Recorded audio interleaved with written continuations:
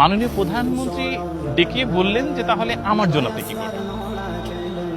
আপনি যেহেতু কিছু চান না, আপনাকে বললাম আপনি কি চান, আমি কি করতে পারি আপনার জন্য। আপনি বললেন শুধু দোয়া। এখন আপনি আমার জন্য কি করবেন? আমি বললাম যে একটা ভালো নাগরিক দল মত নির্বিশেষে, দল মতের ঊর্ধ্বে গিয়ে যে অ্যাটিটিউড করা দরকার আমি সেটা করতে চাই। এবং একটা নাগরিকের যা করা উচিত দেশের জন্য, দেশের সম্পত্তি লুণ্ঠন করব না, দেশের মানুষকে মিসগাইড করব না, দেশের ক্ষতি করব না, তথ্যের কোনো কি বলে এটাকে মিসআন্ডারস্ট্যান্ডিং কিছু ঘটাবো না। আমার দায়িত্ব সেটা, রাষ্ট্রের সুনাগরিকের যা দায়িত্ব আমি সেটা করতে চাই। এর বাইরে আপনার জন্য আমিও কিছু করতে পারবো না।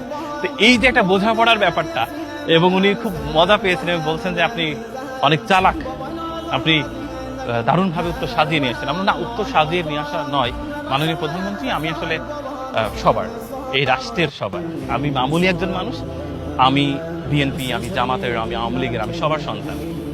আমি এই রাষ্ট্রের রাজনীতির মধ্যে কখনো ঢুকিনি, ঢুকতেও চাই না, আগামী দিনেও ঢুকবো না ইনশাআল্লাহ।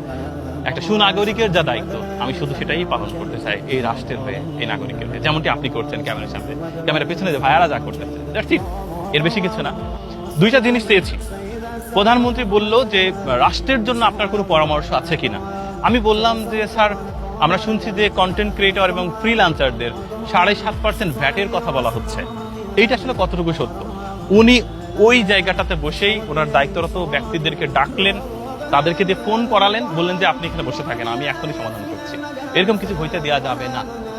আমি চাই যে ইয়াংরা ডিজিটাল মার্কেটিং এ যাক, তারা বৈদেশিক বিভিন্ন কাজে ইনভলভ থাকুক, তারা বাইরের অর্থ দেশে নিয়ে আসতে, দ্যাটস এনাফ।